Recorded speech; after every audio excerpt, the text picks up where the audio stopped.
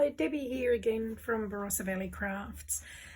Today we're going to make another card that doesn't require any special tools or equipment. So there's no cutting dies or anything, and all you need is a ruler and a blade and pencil.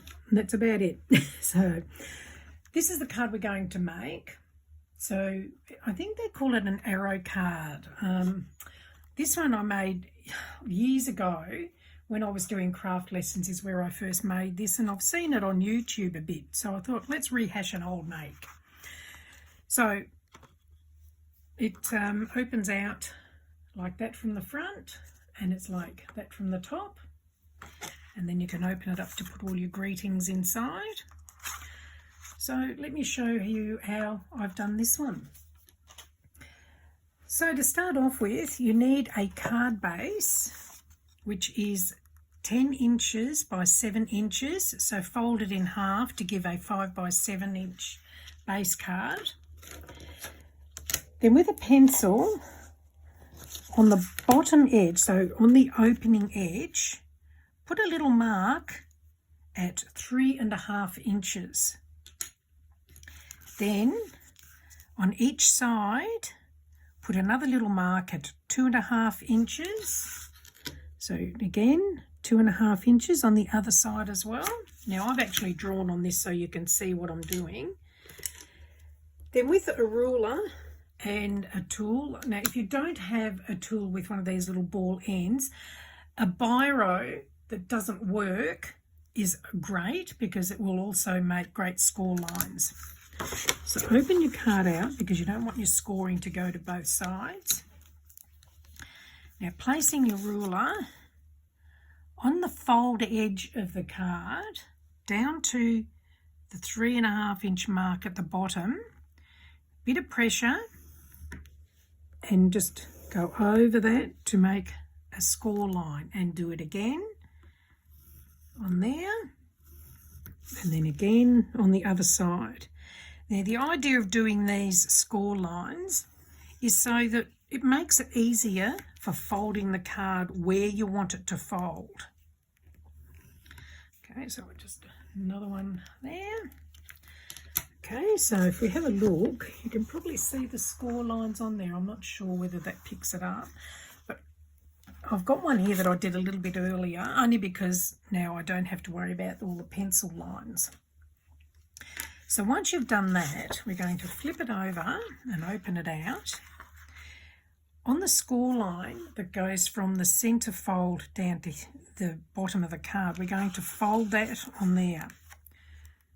So you fold it over and then burnish it to make sure you get a nice crisp fold. And then on the other score line, we're going to fold it back on itself, and again burnish it to get a nice fold, and we'll repeat it on the other side. So going from there to there on that score line, and burnish, and again on the other one. Okay, so what we're going to do next is we're going to pop some glue to stop it from being so bouncy and to make it stick together a little bit better. So we'll pop a little bit of glue on the inside there, and pop it down. You don't have to do this. I just like to do this to stop the bouncing so much. And then a little bit on the inside there, and again on the other side. Okay, so I'll just pop the pin back in the glue so that it doesn't dry out. And I'll just give it a good rub to make sure it's down. So there's the base of the card done. I'll just burnish along the fold line there. There we go. Now it'll just make it sit a bit flatter. So while that glue's drying off, we'll do the next bit. So with the next part, so we're doing a matte card. So I'm going to do the matte card in the red mirror card. So that is 6.5 inches by 4 3/4 inches. Now on the 6.5 inch side, put a little mark at 3 1/4 inches. Now from here we're going to cut it. Now there's two ways you can do this. You can using a ruler and a blade. So we're going to line that up at the mark and down to the corner, and then a bit of pressure, and we're going to cut that away. Just give it another run through. Okay. Or if you have a little guillotine, you could line up your little mark down to, there we go, it's got it, down to there. So you're lining it up from that mark down to your other corner, and cut that. So that's your first part done. And then we'll just pop that aside and we'll go to the top layer. So the top layer is 5 3/4 by 4 1/4 inches. And if you're using directional paper, make sure you're getting your measurements in the right spot and your cuts in the right spot for directional paper. So at the 2 3, whoops, I've just slipped. Put a little mark at the 2 3/4 point, and we're going to do the same thing again. So either using your blade or a guillotine, from that top center point down to the bottom corner, we'll do a cut.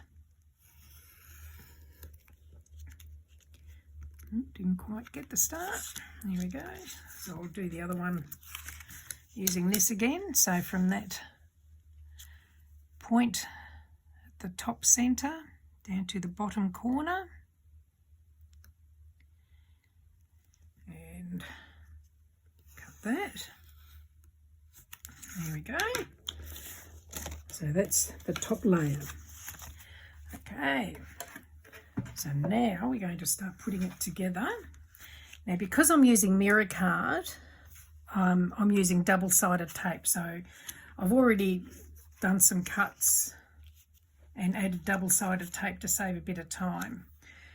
So now we're going to put those onto here. Now, if you're using glue, when the glue dries, you can often see wherever the glue is through mirror card. That's why I'm using double-sided tape. But the trick is getting it in the right spot without it going in the wrong place to have to move and try again. So there's that one there. And we're going to open that up, and we'll put that one in there and this one in here. So when it's closed, it will be like that. Okay, so we'll just pop these into place. So while I'm doing this, I'll just let you know, I do have a Facebook page called Cardmaking for Beginners and Beyond. And I have another one called Barossa Valley Crafts. So if you'd like to join either group or both, it's up to you. And you can share creations that you make with like-minded people. And it doesn't have to be from my tutorials. It can be from anything at all. And we're not limited to brands, so you can use any brand of products on there. And I'll just get that bit off.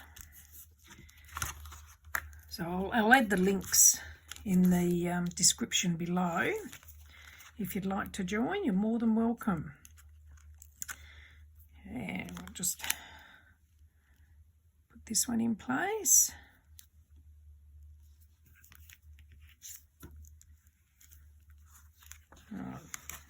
Little secret, this is my second attempt at this.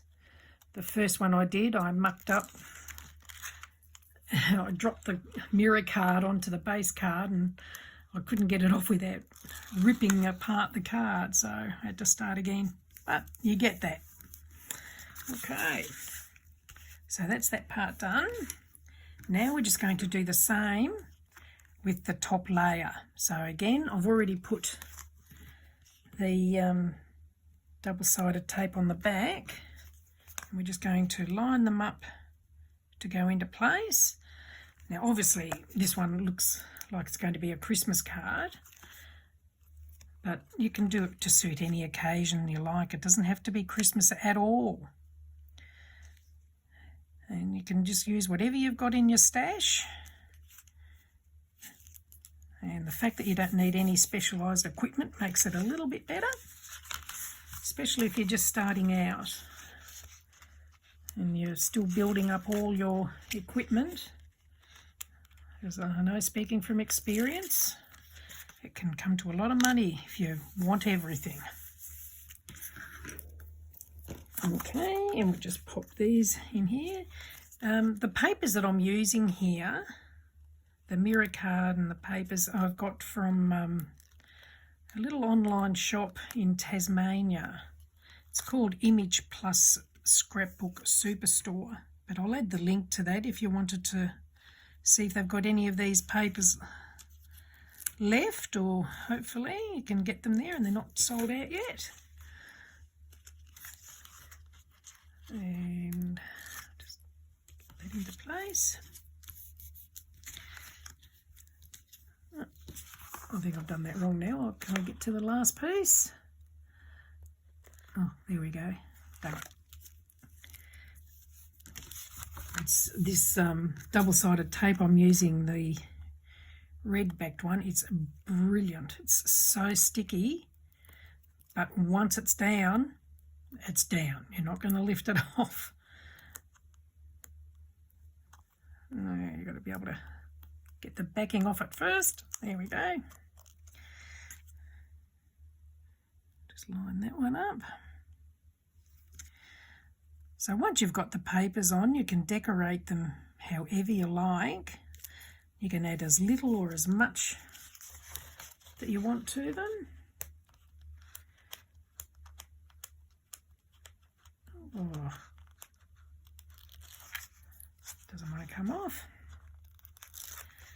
Here we go. Put that into place.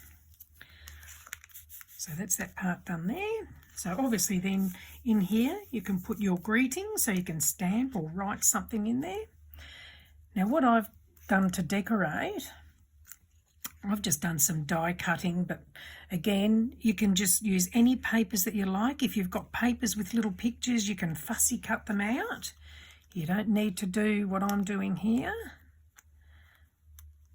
So I think with this one I've just put a flower and some bling on it, and they were pre-made flowers that I just had in my stash. I'll just fluff up the flowers a bit. Okay, we'll just stick these down.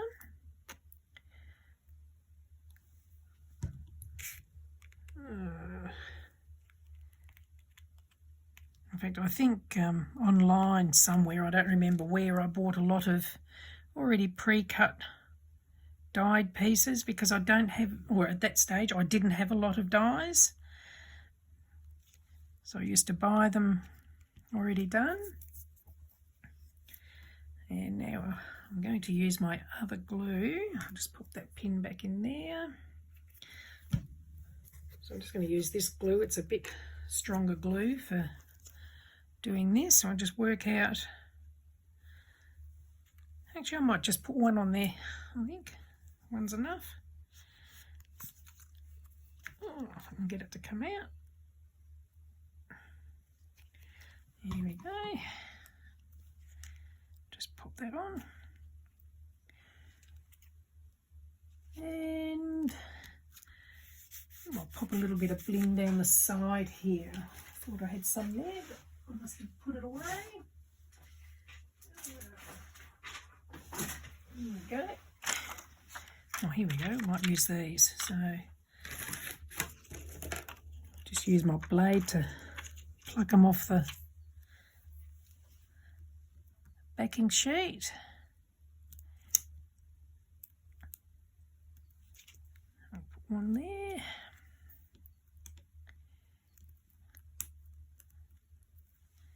So again, just decorate with whatever you've got in your stash. Oops.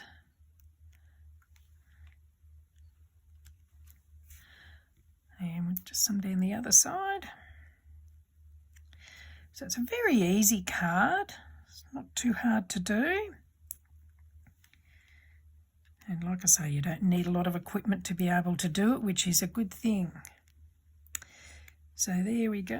And then I've just put a little greeting on here, and I'll just attach that to the front.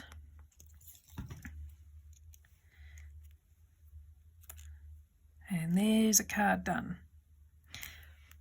So not too hard, reasonably easy, and you can make it with whatever you've got in your stash without having to buy any specialised equipment to do it.